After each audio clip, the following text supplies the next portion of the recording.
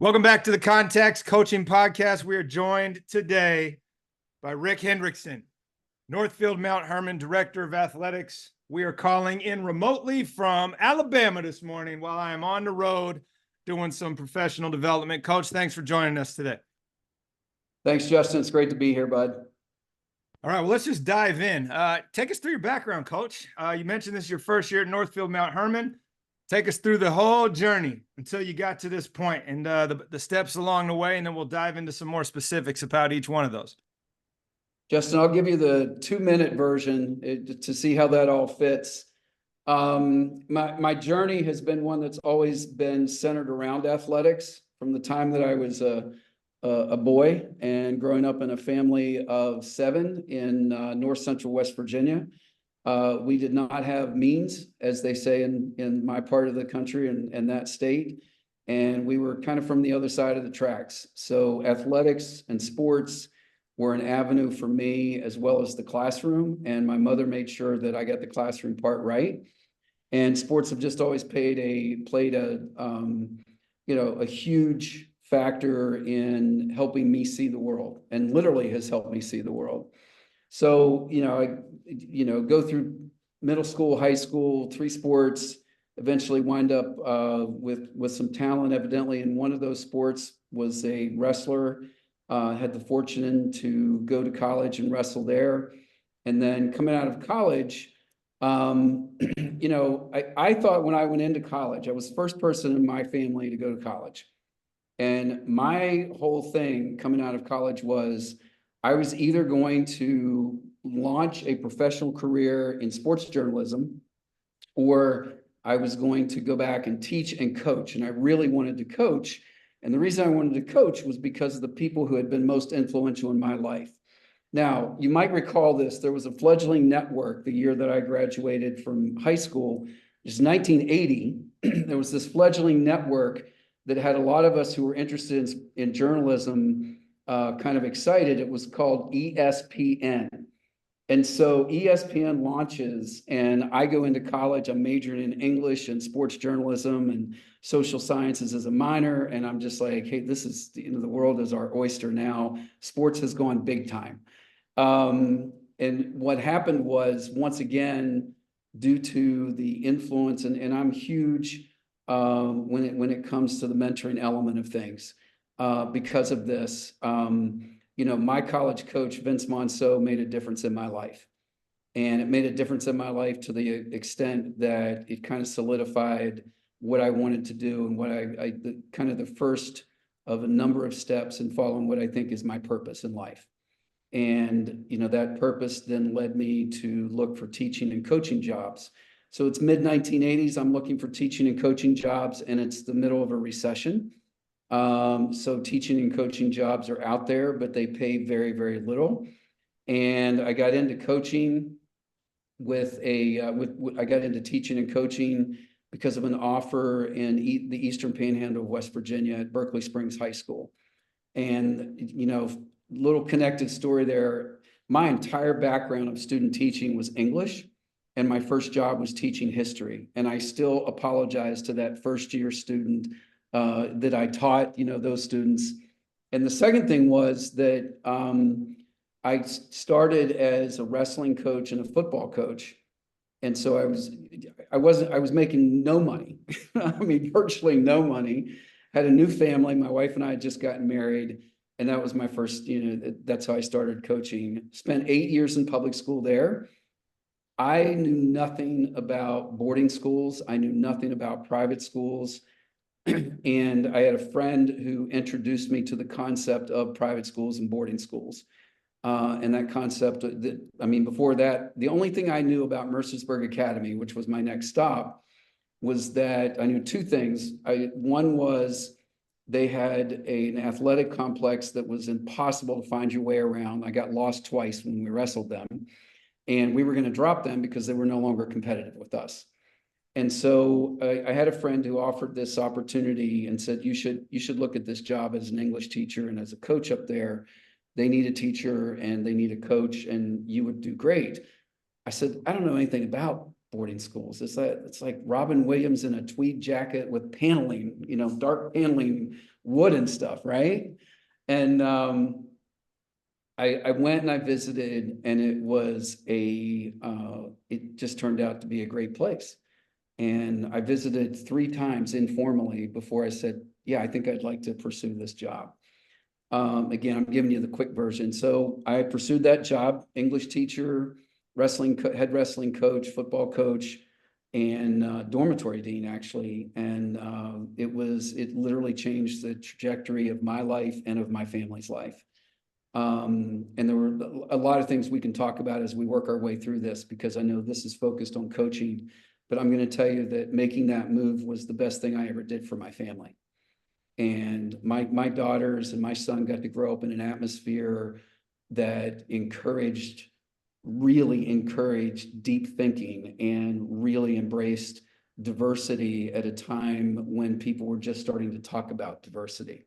My kids grew up thinking that the world was a certain type of place because they were surrounded by kids from 45 different countries and 30 different states, and faculty members who had these broad minds that they could, get into.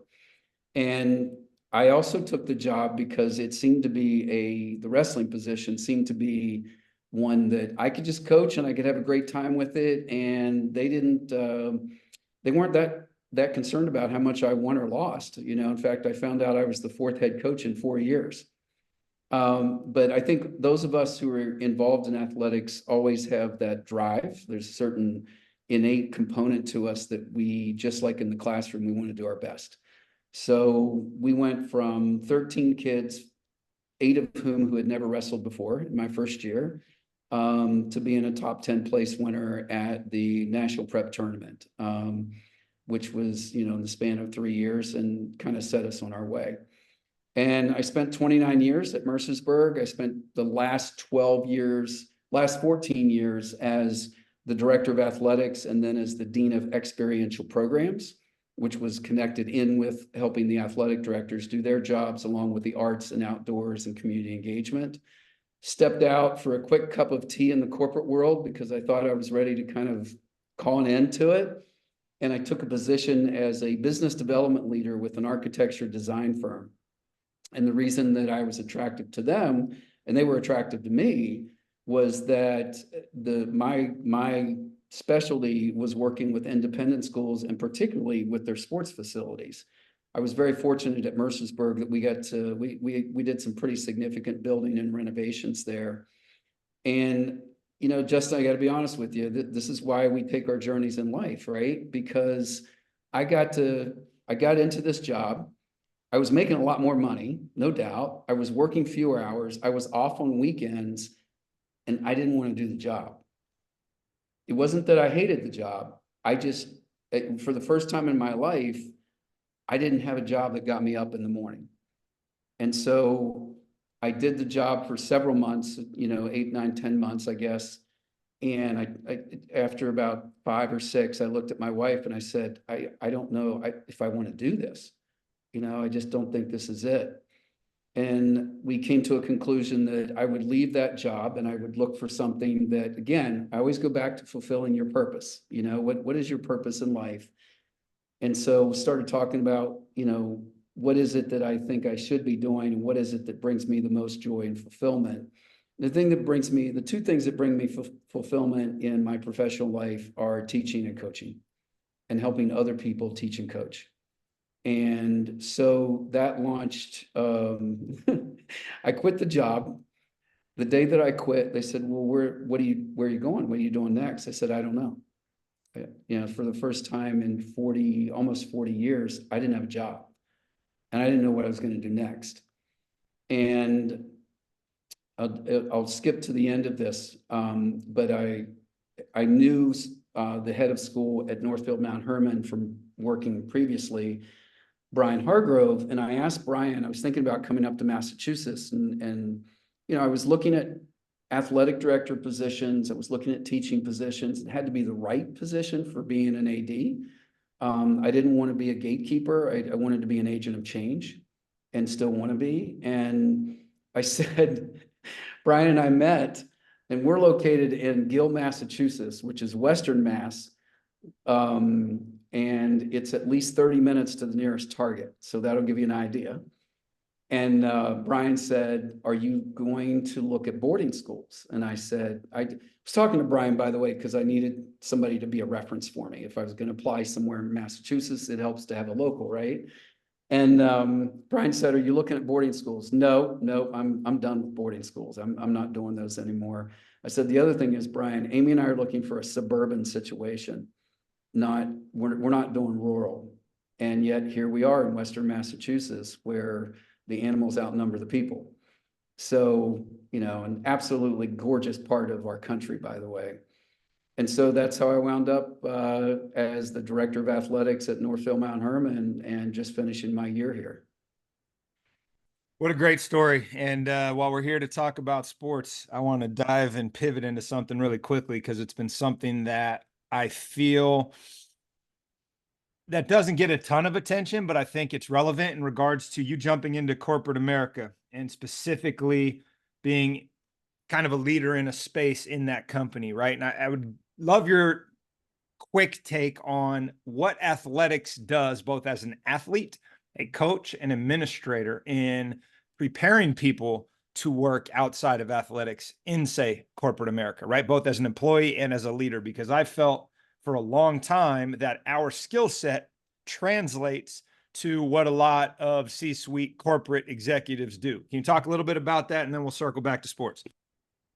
That's a great observation, because it definitely does. And I don't think those of us in education give ourselves enough credit, because I stepped into this other position and the skill set transfer was, I don't want to say seamless, because there were obviously some things to learn. But once I got on my feet and was working with people in the architecture firm, there were so many things that were applicable, so many approaches, even just the part where you're handling people, you're working with people, and how you bring a team together. There were some challenges with that. And here's another one for you. I would be working with different groups, and the groups that had former athletes as part of those groups were the ones that I think were the easiest to work with and were the most progressive in terms of getting things done. In the corporate world, in this architecture firm, there are wins and losses. My toughest adjustment was, and I was very fortunate to the gentleman that recruited me and that I worked for, was my direct supervisor, said the one thing that you're going to have to get used to that is different, because he also had a background in sports, is we don't win 80% of the time. We win about 20% of the time, and that's really, really good.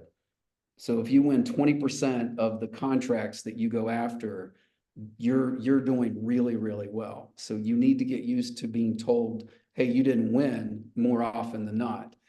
And even that I thought was not as hard, because each of the coaching positions that I've taken and each of the athletic leadership positions I've taken have been building projects.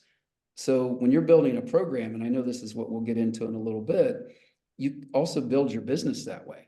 You have to have the base. You have to build your culture, which I know is a buzzword, but we can talk about what that actually looks like. And then you build your program, and then you win. The other way that you win is you import a bunch of talent, and the talent wins, but then the talent goes somewhere else. But in the corporate world, the people skills, the understanding of one another, the ability to coalesce together as a team to approach a project was something that was just right in line and in sync with me. And the other was the drive that we were going to put together a project that, in a proposal that would win business. And there was the winning part, The other aspect of it was I got to work with some really wonderful people, and the connectivity that you carry over from teaching and coaching, the relationship skills, the relationship building. That's probably the biggest one, the relationship building, because we would be running right up to a deadline and everybody was ready to go. And it felt like sports. But at the same time, it wasn't. At the same time, I was working with all of these great professionals in what they wanted to do and what was their passion. And it helped me. It was one of the best things I ever did. You know, some people discover who they are when they're in their 20s, and some of us discover in our 60s. And I got to discover kind of really and rediscover kind of who I am and what I want to do in life and where I have the most impact. No, that's great. And that's something I've been wrestling with for a while, where I've been pseudo joking, not really joking, where like my goal over the next handful of years is to figure out how to get a corporate board seat, in regards to just, you know, the skill set that we have. How does it translate in being able to articulate that in regards to building team, right? Not quote unquote team building or culture building, like you said, as a buzzword, but legitimately being able to manage and bring people together, right? Which is a unique skill set. That's not something you learn in a book. It's 30 years of experience. So let's go there for a second. So you're coming in 20 plus years as the AD and coach at Mercersburg, 8 years as a public school teacher and coach, to corporate America and then back. What is it that you figured out right away that you realized, like, oh my God, this is different, but it's the same? Here are the things that would be A, B, C, no matter what situation you land in, that you got to keep front of mind. Well, interestingly enough, the one that I'm thinking about, and I'm still thinking about that, the job in corporate, is conflict resolution and being true to yourself. Yes. And I know that, again, you know, we have a running joke in our office that you have the top 10 buzzwords of the week, and I'm using a few of them. But the conflict resolution, if you're in education, if you're in coaching, if you're in athletic leadership, the people who are the best at what they do there are also the best at conflict resolution, at approaching what a conflict looks like and how you work your way through it. And sometimes that conflict can be a young person on the field of play or in a classroom who is trying to figure something out, and they don't know how to figure it out. So they're going through some things that you can help them with. You know, one of my firm beliefs, Justin, is, and I use that word intentionally, there's a lot of credit given to us as coaches and as athletic leaders about instilling confidence in people, instilling belief in people. That's not what we do. What we do, and what the mentors that I had, the people that had the most influence on me and that I still get to watch today. You know, one of your questions, and I know we're going to get to it later because it's my favorite. I have the best, if you want to be a good coach, you want to be a great coach, you and I have the best position to do that because we get to watch all the other coaches and we get to talk to all the other coaches, and somebody will say, man, they're such a good coach. We actually get the ability and have the ability, and I urge people to do this all the time, to get in and kind of get into the fibers of well, what makes them a good coach. You know, how do we define that? But, you know, back to the point of the belief and the confidence, we don't instill that confidence in those kids. What we do is open the door for them to step through, because the most valuable thing that we do as athletic leaders, as coaches, as teachers, is that we help a child step through the doors of those opportunities to come to a belief in themselves. And that's what my mentors did from a very early age. And sometimes we get to this later in terms of coaching. Sometimes you learn as much not to do from a coach as you do to do. But the best coaches, the best teachers, the best leaders find ways to help young people realize things about themselves. And we have to realize that about ourselves before we can be who we truly are, right? Before we can set ourselves on a path. The young people who struggle, and those of us who are older who struggle, are just not sure. You know, there's an uncertainty that occurs, and it's because that self-belief either wavers or has been withered down or was never developed. Because if you have a belief in yourself, then you have a belief in others, and you have a belief that you can pretty much do anything you want to in life. Right. So if that's the focus, right, and now you're out there observing other coaches and you're coming in, and you can take this wherever you want, because I agree. That's one of the best questions, is what have you learned watching other people? Because as a basketball coach, my first 10 years was silo. I got to go watch basketball. I got to go watch basketball, to the point where I started coaching youth softball when my kids were little. And it was like, oh, wow, there's a lot of transferability here. And so go ahead and go down that rabbit hole. Like, what have you learned watching other coaches? What are the things that you can take away that are consumable for others without necessarily being out there, right? What are some takeaways that you can offer and some other thoughts you have on that? One of the first things, and this might surprise some people, but one of the first things that I talk with coaches about when I'm doing group sessions and things like that now is something that I observed very early. When I was young, I always talk about this. When I was 25, I thought my job was to win. You know, you're coaching, you're competing, your job is to win, right? And it took me a while to figure out that my job wasn't to win. And I keep speaking of these mentors, and Bill Archer from Huntington, West Virginia was a gentleman that I admired a great deal for a number of different reasons. And Bill looked at me and he said, you don't understand. It's not about winning. And you're going to have to win before you understand it's not about winning. And my reaction was, what kind of conundrum, what is this, a Rubik's Cube that we're doing, right? And he had a point though, you know, his point was, it's not about winning. You have to do all of these other things right. So one of the first things that good coaches do, and again, this may sound a little odd, but one of the things that good coaches do is that when kids come into practice, they come into a team session, they get on the bus for a game. That coach has a touch point with every kid on that team. Every kid. And the touch point is not about the game. It's not about the contest. It's not about the win or the loss. It's not about the technical aspect of make sure when he hits the zip fly that you've got the cover two coverage. It's about what's going on in their life. It's about knowing who they are. Because when you have that touch point with that kid and you're able to say something as simple as, hey, how'd that math test go? You know that kid. And that's when people talk about value and feeling valued, we don't feel valued because we score touchdowns or because we pin people. We feel valued because that person knows us, and the value comes in who we are as a person. And so that's the kid. You know, we have these poignant photos. We'll see the kid or the coach, and there are tears of joy or tears of despair. The reason they're able to share those in a lot of those situations is because of the relationship they have, because they have a value for each other. And so one of the most basic things that I see good coaches do, and I talk to coaches about, is that you touch point with every kid on your team before practice starts. As they're coming out, as they're starting to do their informal warm-ups and things like that, you make sure you do all of those things. And that is more important than getting out and getting everybody organized and getting started with your stretches and your runs and things like that, which we all kind of, it's like, okay, we got to get through this. And so, you know, that's the first thing. The other thing that I've learned is that the best coaches think before they speak, you know. And I say this, Justin, I'm fortunate because I've been able to learn a lot of lessons. If you could see some photos from my time at Berkeley Springs High School and my early years at Mercersburg Academy, you would think, why did they let that lunatic on the sidelines? Because it was all about what had to happen next and what the official had done wrong. And there was this, and there was this, and there was this.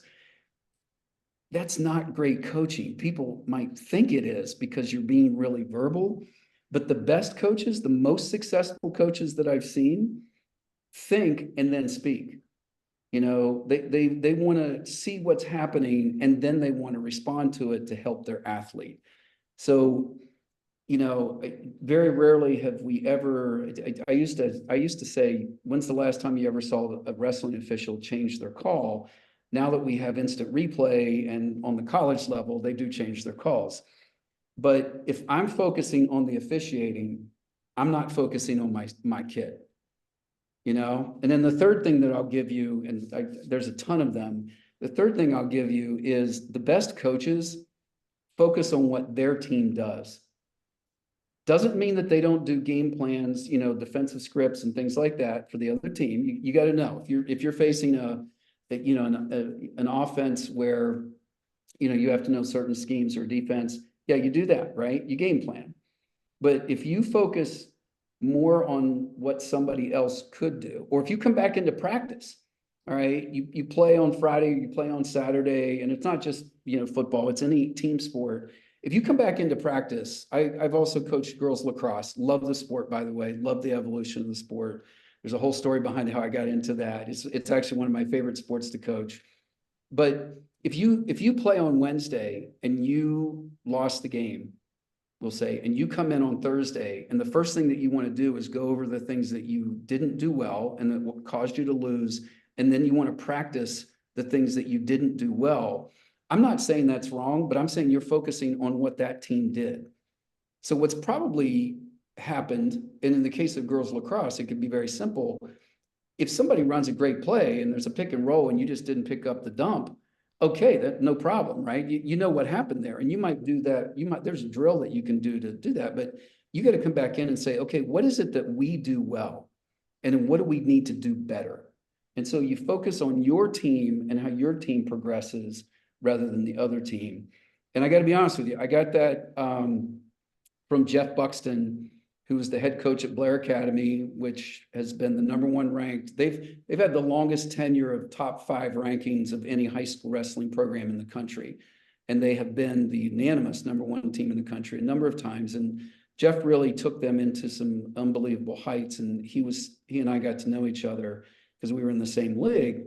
And, he was actually at a conference, and somebody asked him a question, and his response was, it was about what they do in practice. He goes, we don't worry about what the other team might do. We worry about what we do. And so his whole thing was, because they were like, the question was like, if you're wrestling a leg team or you're wrestling this time, he goes, we don't spend time in our practices on a specific team. We spend time in our practices getting better at what we need to do. And we make our kids aware of something that could happen. Well, I got a lot there. If you go all the way back to what you said at the beginning, I believe you were quoting one of your former leaders, which was, you have to win before you can realize it's not about winning. And I think the takeaway in that is the why, which is once you've won, you can now assess all the other things that come with coaching, because up until that point, you're chasing winning. And so for those of you that are on that journey, punt on the winning piece and focus on what it takes to win, and you'll hack the winning piece as well. It's a right yin yang type thing. And then the other thing you said, right, the touch points, the thinking and not worrying about officials, the focus on what your team does, right? There's a million different places your energy can go, and you got to choose where to deploy those. And it sounds like the theme here is, look, focus on what you can do because you can control that, and tune out the other noise. And that then helps to drive winning. The more you focus on what you control, and we tell our athletes this all the time, but the challenge for us as coaches is to follow our own advice. When you focus on what you can control, then, and even when you face adversity, then you're able to put that around yourself and move forward. And that's why athletics is such a great life lesson for us, because it's a way for us to learn how to deal with adversity. I can't tell you how many student athletes that I've coached who have gone on to military careers, for example, who have done tours in Iraq, Afghanistan, Middle East, these places, and who come back and who say, what I was able to do as an athlete is what carried me through in a number of ways, in terms of what I do as a soldier, in terms of what I do as a midshipman, in terms of what I do in a situation that, unless you've been there, the rest of us, have no clue. And that's a commonality, I think, in what sports should bring us. It's also something I'm very cautious about, because I think that we're in an era where people will talk about embracing adversity, but I'm not sure how much we actually embrace true adversity when a coach or an administrator or even a parent can protest a call or protest a result, or that type of thing. It's like, there might be a means there, but there is also the adversity that you face, and you learn from something and move into the next step of it. Yeah, I really want to avoid that rabbit hole, but let's get a quick 2-second soundbite on that in regards to embracing adversity. So one of my good buddies is a mentor. He runs his own academy. One of his key pillars is adversity strengthens. And it's something that like I repeat to our kids all the time, right? Life's not fair. Adversity strengthens. And yet we tend as a society to run away from that rather than to embrace that in regards to what can I learn, right? It's almost like the you win or you learn, but it's uncomfortable and people don't want to be uncomfortable. So how do you advise, having been a public school guy, a private school guy, a boarding school guy, a corporate guy, where does that show up and what's the hack for leaning into that so you can actually grow? Yeah, the hack that I use, you probably know who Tom Hanks is, the actor. Tom Hanks was in a group setting with an interview, and they talked about what's the best advice you ever gave. And I swear that this is something I use personally and with others. And Tom Hanks responded, "This too shall pass." And I've used that with our kids. We lost a game by 1 goal this year, and there were a number of things there. And right after the game, you're at your most emotional. And I know it sounds odd, but Tom Hanks says, "This too shall pass." In other words, this adversity that could be so crushing, the loss of the championship game, the loss to the rival, and usually it's a loss, the not being able to play in a game that you really wanted to play in because your grandparents came to watch you play. I had that happen, by the way. It was inadvertent. We meant to get the kid in. And the kid's dad was great. The kid's dad said, "I know you were doing all of the right things and that this was an oversight."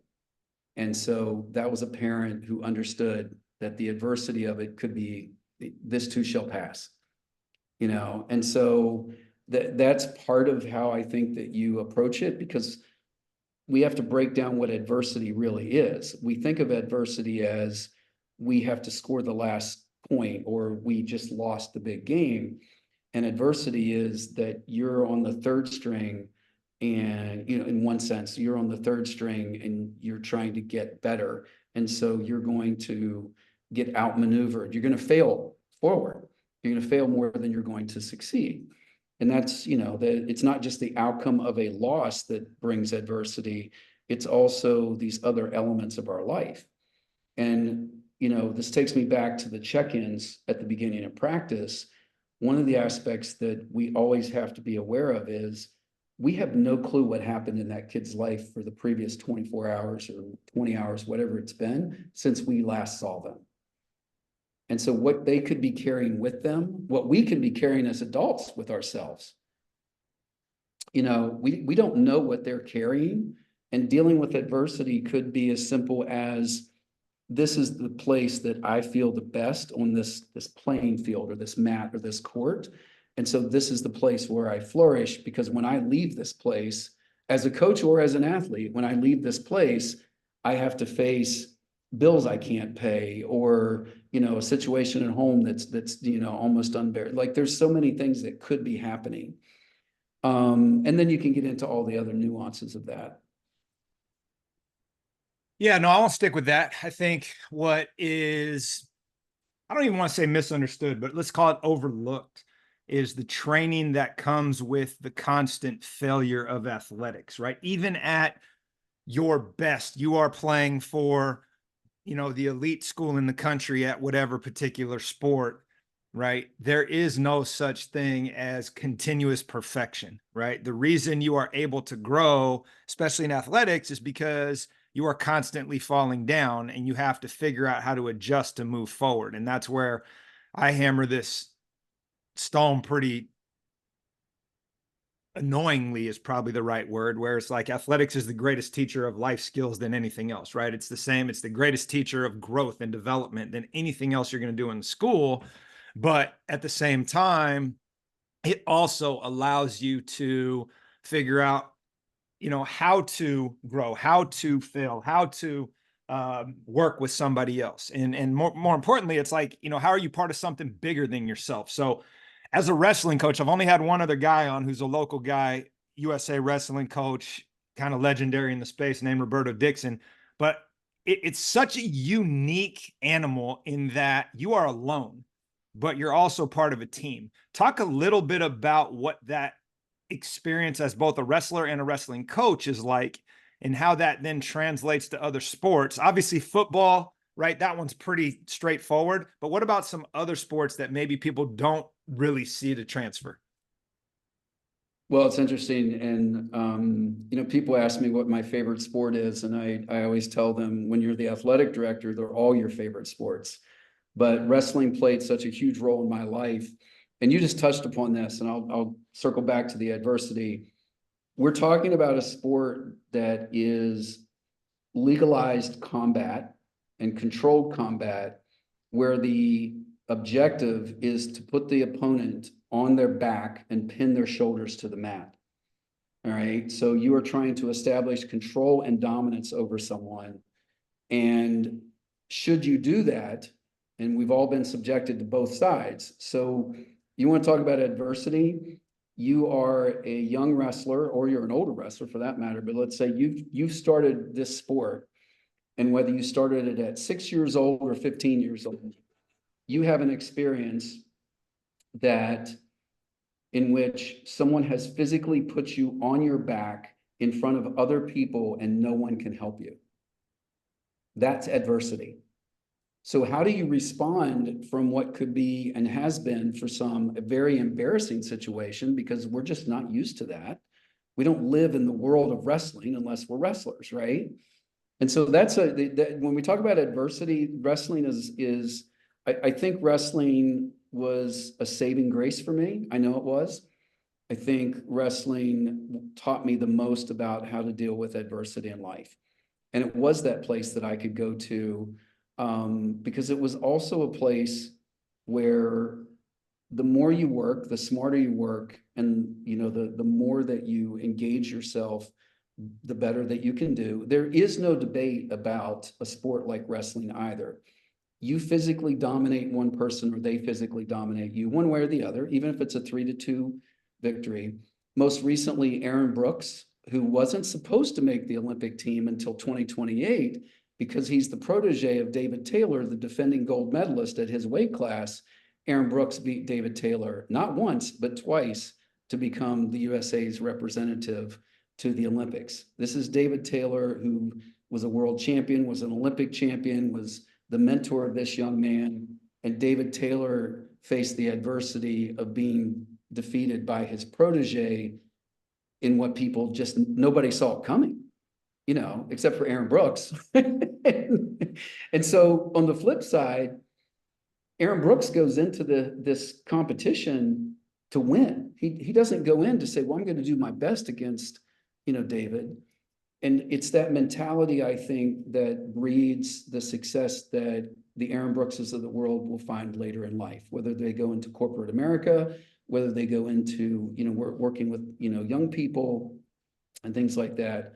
And I feel like I completely got off on a tangent from your question, so I apologize.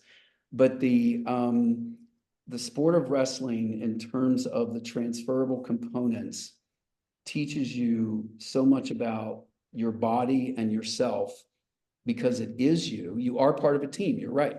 I've had situations where a kid knew when they went out on the mat that the one thing they had to do was not get pinned and not get disqualified. So they had to go out, wrestle against a far superior opponent, knowing that if they didn't get pinned, their team could win.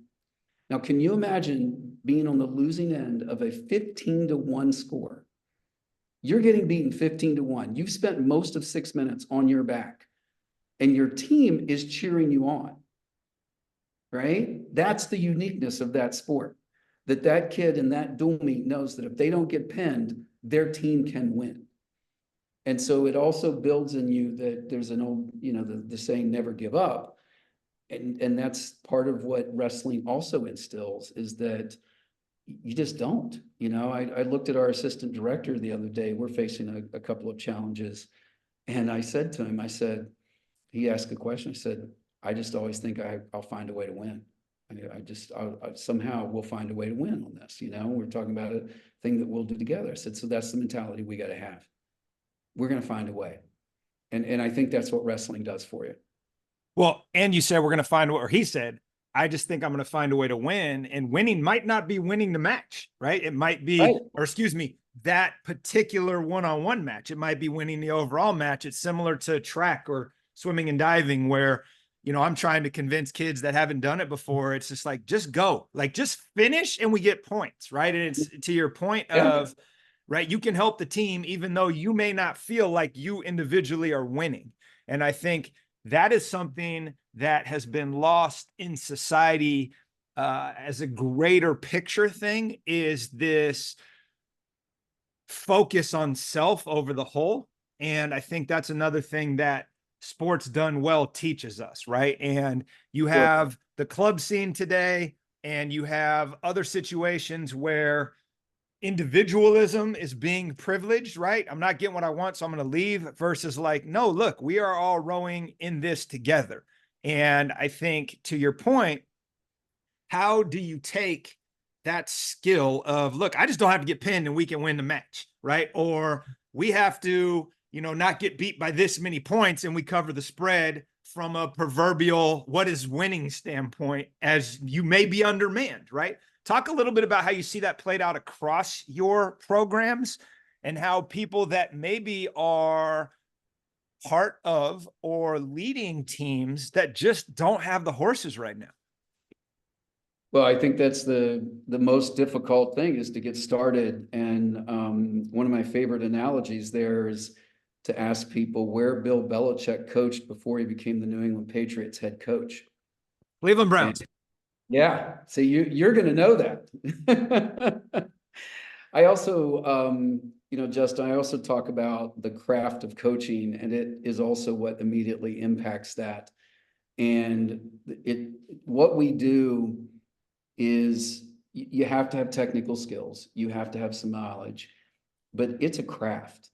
There is an art to great coaching. You make good decisions at certain points, but there is an art to what we do. And that art and that craft of coaching is really what I espouse. It's really, that's my podium, if you will, because the craft and what we do is what makes the most difference in a young person's life.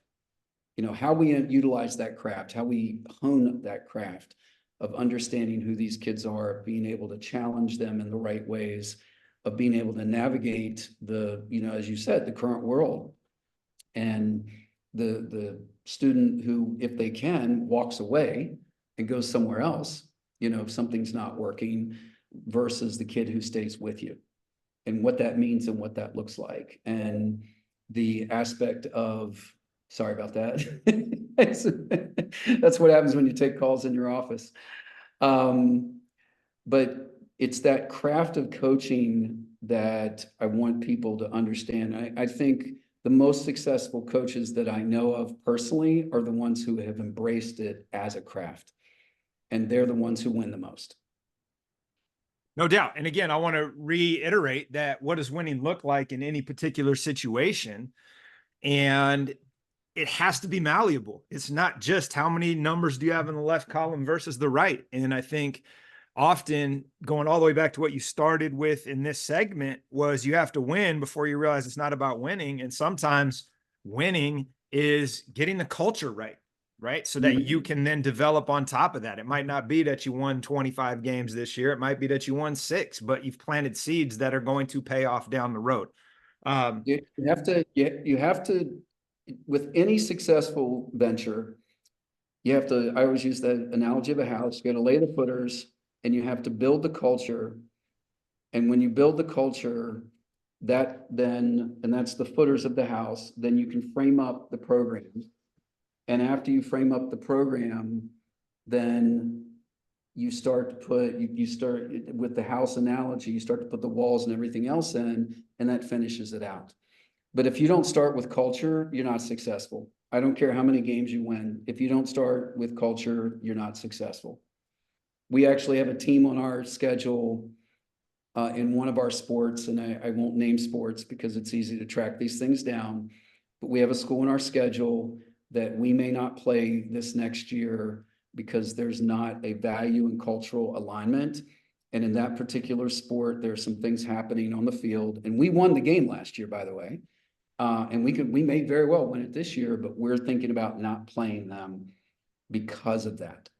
And so we're in a unique situation because we're an independent school, and outside of a league, we can choose that we would not play you.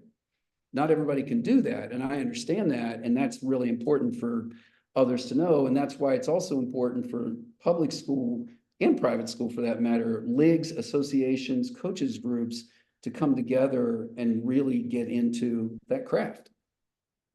No doubt. And it's funny that you said that, because to me, I want to say one of my favorite parts, but one of the things where you are the ultimate decision maker in that space that I appreciate about my job is exactly that, where I found myself this year watching a game from the sideline, watching the other teams, players and coaches interact. And, some happened, they said something our way, and I say, it's all good. We will never play again. And it's like, to your point, it's like, at the end of the day, I don't want to be around you. Like, that's not who I want my kids around.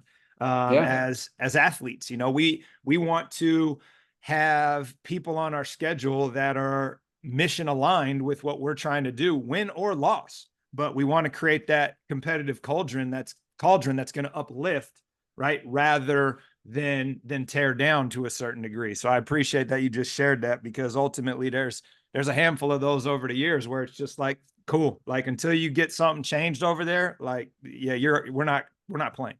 And I think ultimately that's something that I would invite people to understand about their scheduling. Well, and that's something that is also a great learning opportunity for our kids. Why aren't we playing them? Especially, like I said, in this case, we beat this opponent last year, and we may very well beat them this year, because we're pretty strong again in that sport. And our kids are going to say, oh, that team's not on our schedule. And we're going to be able to say, well, this is why they're not on our schedule. And they're going to be okay with that, because we're saying there are more important things to us than having a win over another winning team. And, again, that's a luxury that's afforded to us that's not afforded to everyone. And it's probably a whole nother podcast in terms of how to handle lopsided victories and defeats. Yeah, no doubt. And that'll be on the new show for those of you that are listening, Current Issues in Athletic Administration, because I'm sure we all have strong feelings on how that should go down based on our own experiences, but we will not go there now. I want to wrap with something here that I think is informative both for coaches and administrators in regards to hiring processes. And obviously we're in somewhat unique situations in the jobs we have, but you've been at different places and you have enough of experience that you can probably shed some light on this. But when you're looking for coaches, right? What are you looking for? What are the separators, right, that make it relatively easy for you to decide? And what are some questions that you may use, regardless of how formal or informal they are, to get to what those separators are? And I ask this both from an educational standpoint for myself, but also for, one of my mentees who's looking for a job and getting ready to interview. And I'm always trying to help prepare, right, them for these things. And I'm not always the best person because I do it very differently. In our situation, it's almost like, hey, we have an opening. I'm going to go find the person I want to hire and convince them to come, rather than most public schools where it's like, you have to fly this job. You have to take what the applicants look like, right, in regards to how many people are in the pool. And I just go figure out who I want to hire and try to get it done. Yeah. And that is to talk about separators, and we all face this issue. The number, as you well know, Justin, the number one issue for athletic directors across the country is personnel, trying to find the right people to work with our kids.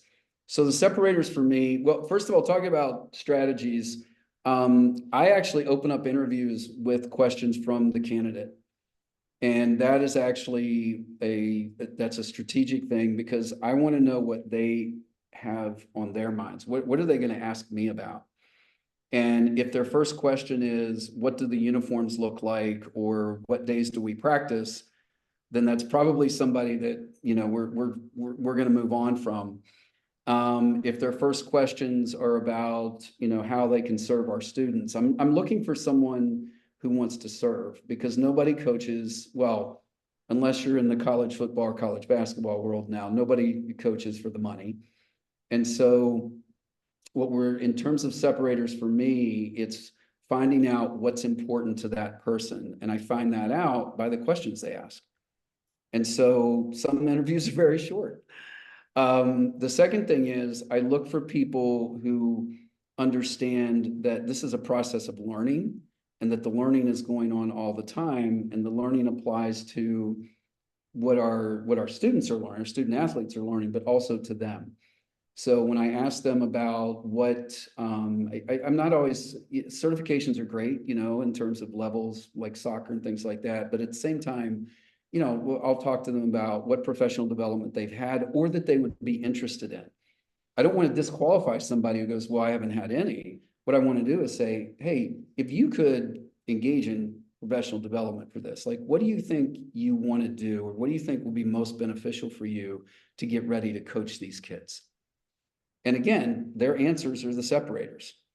They don't, and if you're talking with somebody who's not coached before, the willingness to engage in learning how to coach, rather than the assumption, I know the sport, so therefore I know how to coach because I had Vince Lombardi and he knew how to coach, right? And so that's the last thing that's really a separator for me is how do we determine what kind of coach you're going to be? I'm fine if you've never coached before. How do you step into that space, and how do you understand that the coach is the teacher, and how do you understand what teaching is? How do you connect those two things, and what are you interested in? So what questions do you have? And then the last one is I ask them, if you could go watch another sport and the coach of another sport, what sport do you go watch? What coach do you go watch, and why?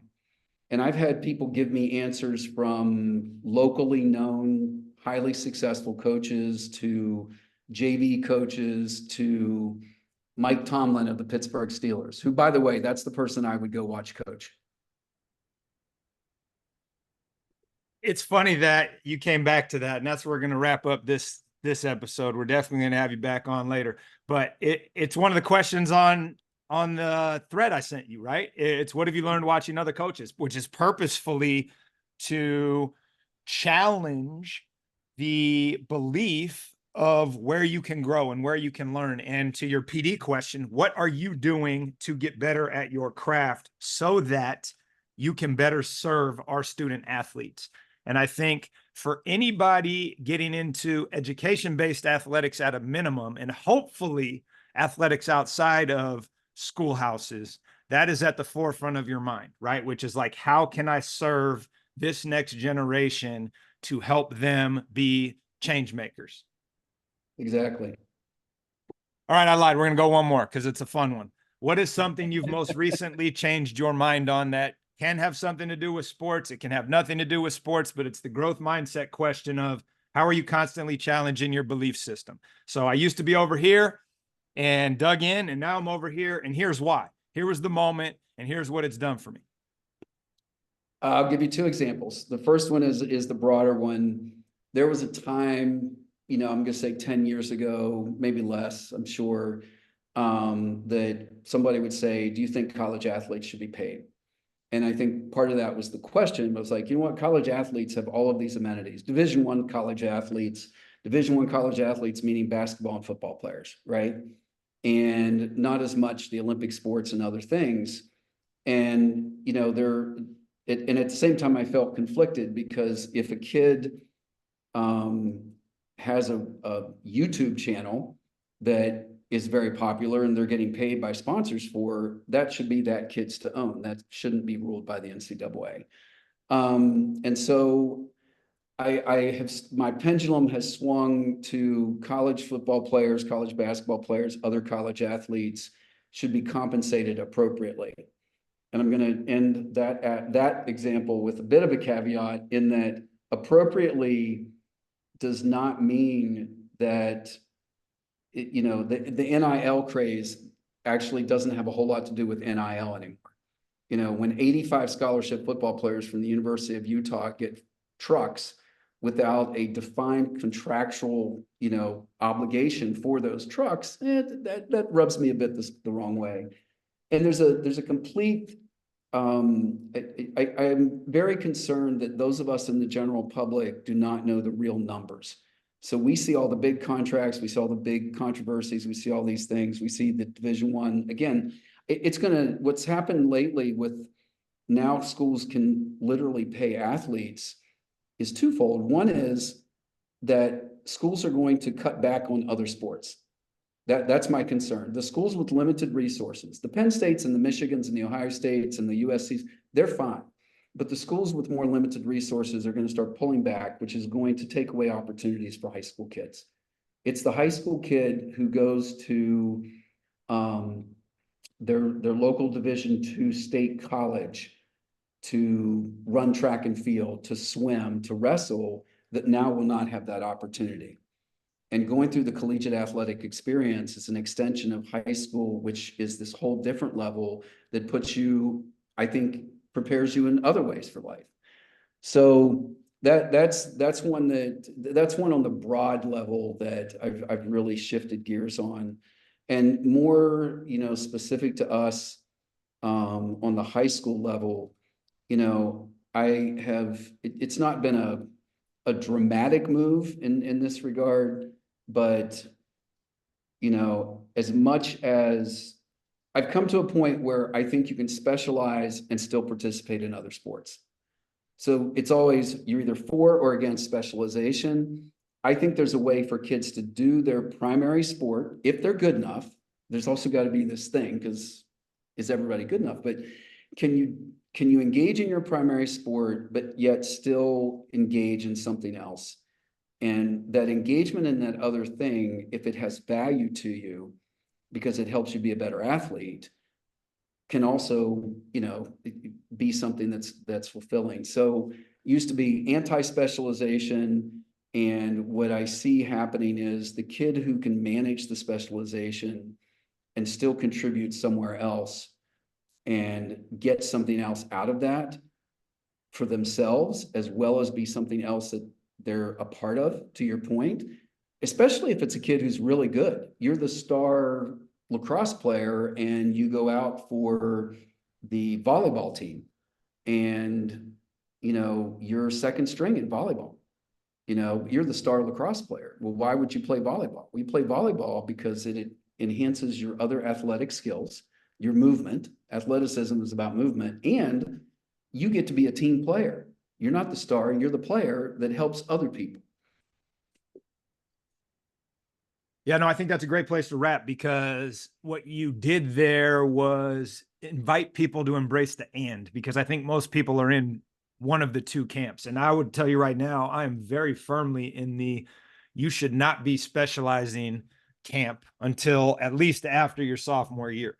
And even then, it's a unique set of skill disciplines where I think specialization benefits you versus harms you, in regards to the golf, the tennis, some of these other things that are more skill-based than athleticism-based, right? And I think the way in which you frame that is, look, you can still do both, and you should still do both until you reach a point where it no longer serves you. And the tricky thing is navigating the outside noise that is informing that, right? And I think ultimately the other question I would ask people that are listening and maybe find themselves in one of those two camps is, what are you specializing for?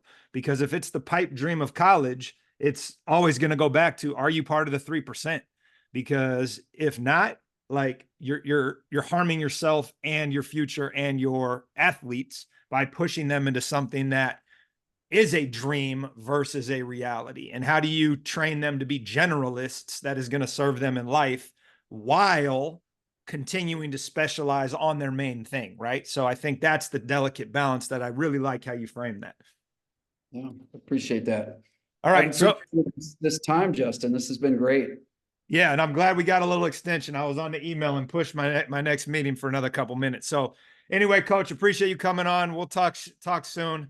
Excited that you were able to take the time today. All right. Thanks, Justin. Talk to you later.